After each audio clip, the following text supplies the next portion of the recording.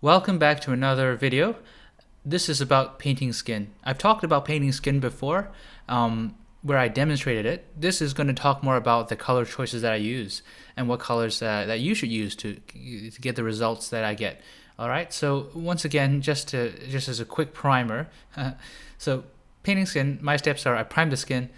Base coat, not as important, but I still do it. And then the main part is you get the main skin color, and then after that you shade it with a color that is darker than the main skin color. Colors I use: Vallejo Face and Skin Tones model color. It's like a combo pack.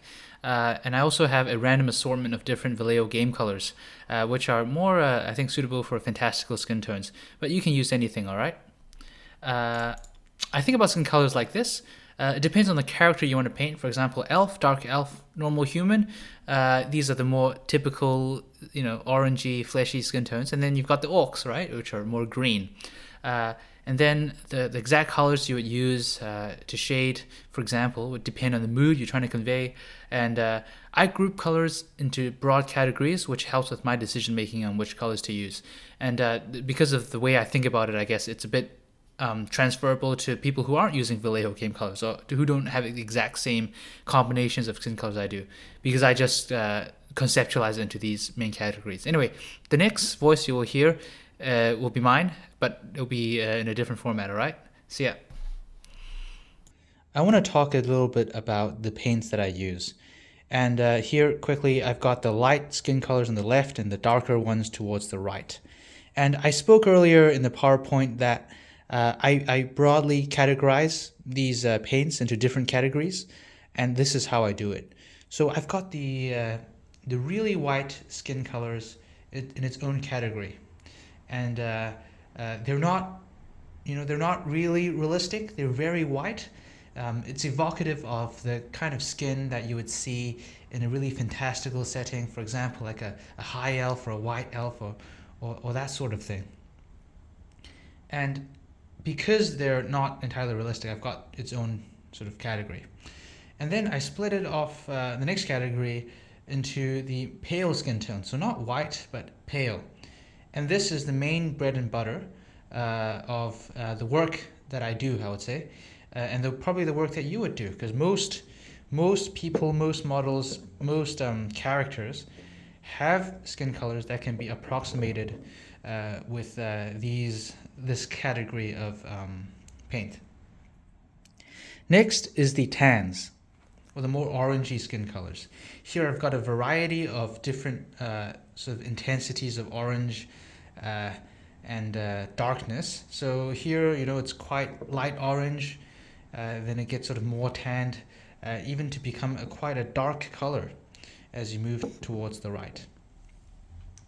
And then this category here, we'll take these two apart. These are the reds, okay? So salmon, rosy flesh, brown rose.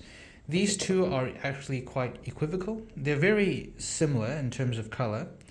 And this one is red but darker. It's a dark red. So I would use the reds. You can use them as the main skin color, but oftentimes I use it to shade other lighter skin colors. And I find that when you use a red to shade, the model comes off as more sensual, okay, a bit more sexy.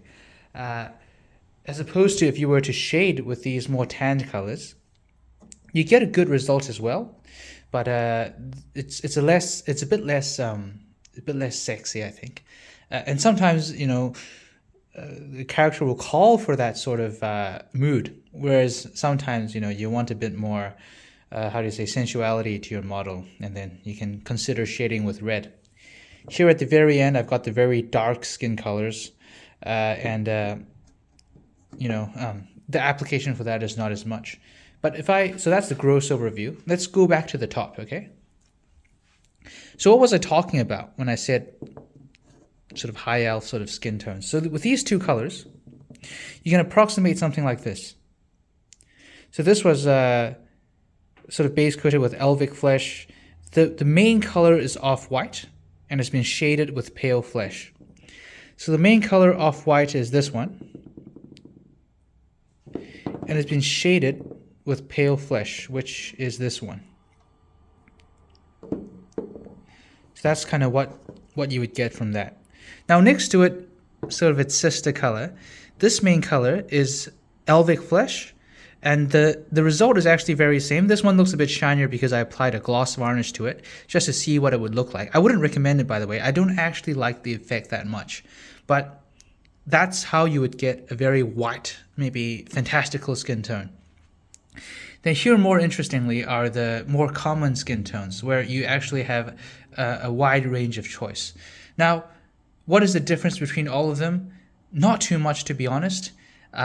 If you have a lot of different colors, you can be like me and experiment and be paralyzed by indecision. But I mean, if you had nothing, if you did not have them to compare against with each other, you'd be hard pressed to say, oh, this one was from this color and so on and so forth. Functionally, they are pretty much almost identical, I'd say, especially the three here.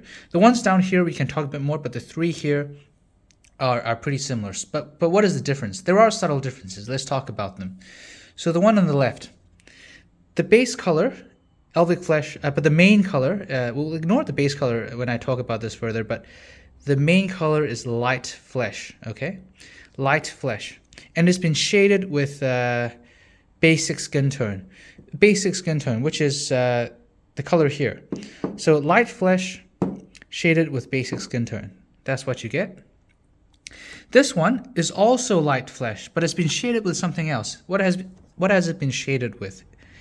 Shaded with salmon rose, which is the color here.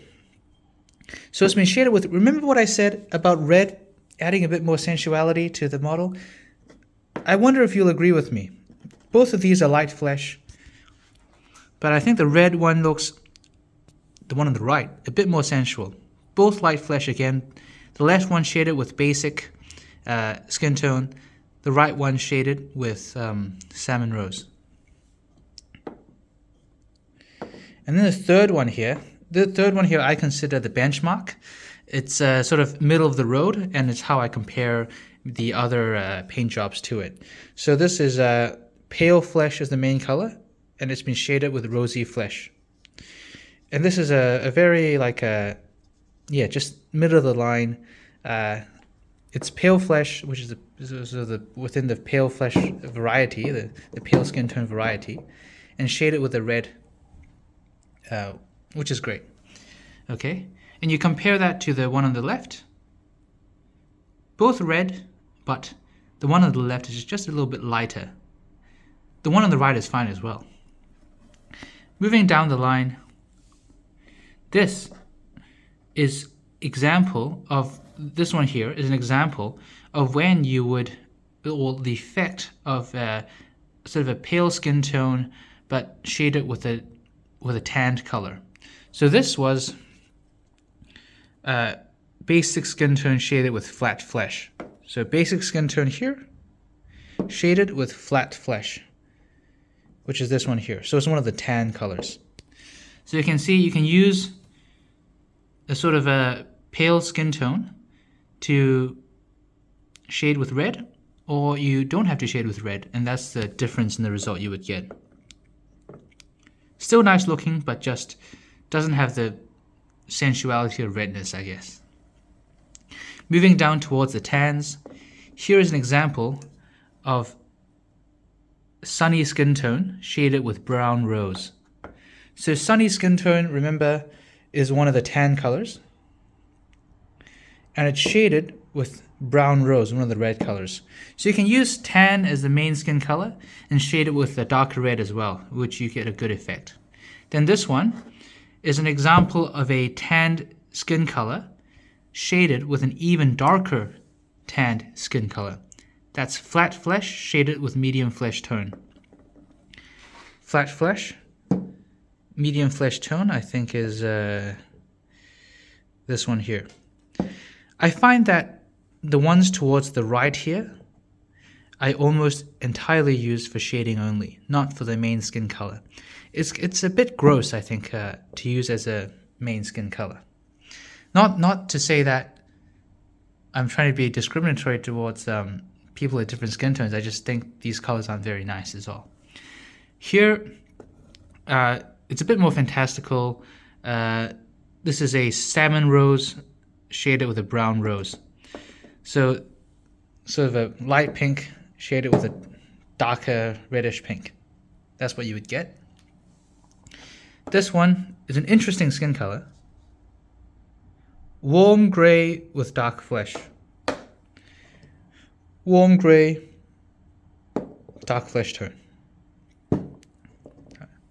And then this one I'm not a fan of, but to show you the recipe, medium skin tone, dark flesh tone. So like I said, with the two tan colors here, if it's a bit too dark, if the tan is too dark, I use them exclusively for shading and not as a main skin color.